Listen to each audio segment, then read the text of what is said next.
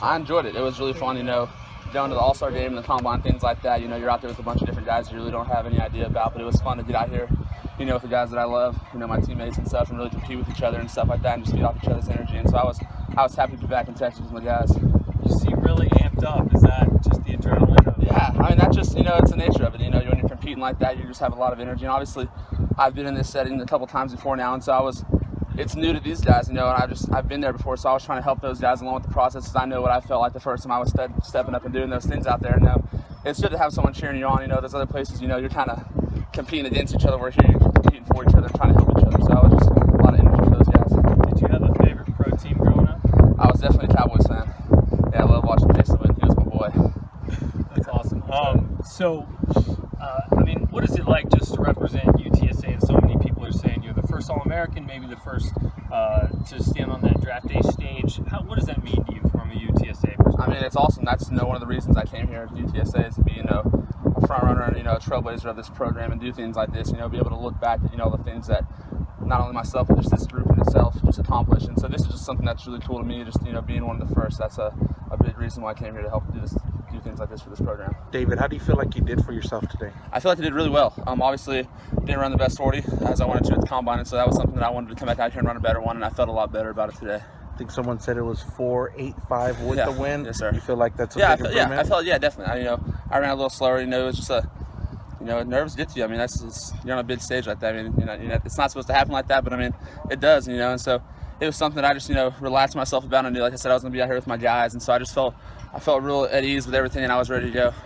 David, you were a little banged up coming out of the All-Star game, going into Indianapolis. Were you 100%? Yes, sir. Yeah, I was definitely good. Yeah, I mean, I had a great training staff where I was training in Atlanta, and so that was one thing that we were big on. He was big on injury prevention, and I sat out for probably about a week after that happened, and I hit the ground running. I was back to where I was, if not better. And so props to Coach Jeff Fish, where I was training at. He did a great job with me.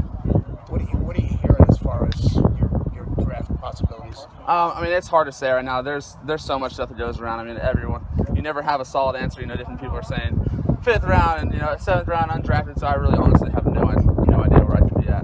What do you feel you bring to an NFL team? I mean, obviously, I feel like I bring a lot of versatility. Obviously, in our offense that we played this year, I did a lot of different things, for our offense in a lot of different positions, and so I feel like just the aspects where I can line up in different places, get mismatches, and I feel like he was saying about energy, I'm one of those guys that's always roo-rah chanting and stuff, getting people down, and so I feel like I bring a lot of energy to really help teams get down. You feel like this is a good time to be a tight end entering the NFL? Oh, yeah, definitely, especially the way I play. Like I said, there's a lot of big guys that can run around and catch the ball, but when it comes down to it, there's not a lot of guys that are willing to put their hand in the ground and get nasty and block somebody, take somebody to the ground, and so that's something that I pride myself on the way I play, is just that aspect and that mentality I play with.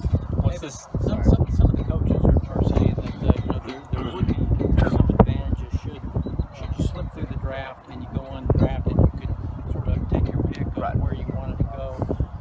How do you feel about that? Do you feel like that would be an advantage for you in some respects, or do you want to hear your name called? I mean, you always want to hear your name called. That's one thing everyone wants to be drafted. But yeah, like you said, I mean, there's a lot of pros and cons to every situation if you get drafted or whether you're undrafted. So being undrafted, like you said, it gives you the chance to really dive in and see where your best fit is and sit down and make a decision based upon getting drafted and just going somewhere and not having a choice.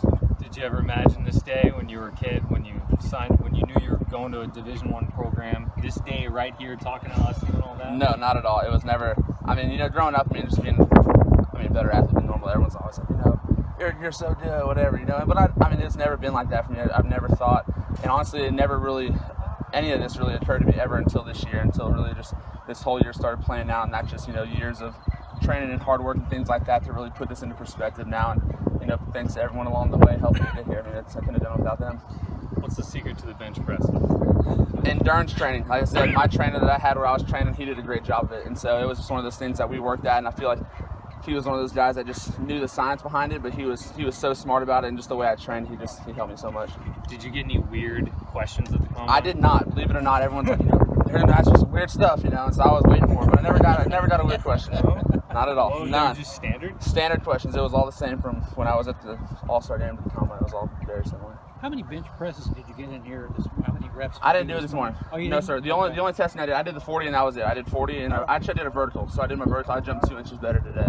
So Did you get like advice from other people who said you should do this again, don't do that again, or was it all to you? it was, I mean, it was a little bit of everything. I talked to my agent about it, and he was one of those guys that, like, I mean, I didn't run, did 40 obviously, but that's not my game. You know, I'm not Greg Olson, and I'm not those guys running Davis that are running seams on the field that have to beat safeties. And I'm a guy that's gonna run intermediate route, 10-yard, 5-yard routes, and work it out of my route. So I mean, it was something that it really didn't matter, but it was something that I wanted to do for myself. Almost, I knew that I could do better, and so that's why I came out here. So you said you grew up watching the Cowboys, but it's safe to say any team calls your name on draft day, it's a dream come true. 100%. Yeah. I mean, everyone always asks me, where do you want to go? Whoever wants me, I'm down to go there. Yeah. So I'm just ready to go somewhere and get in there and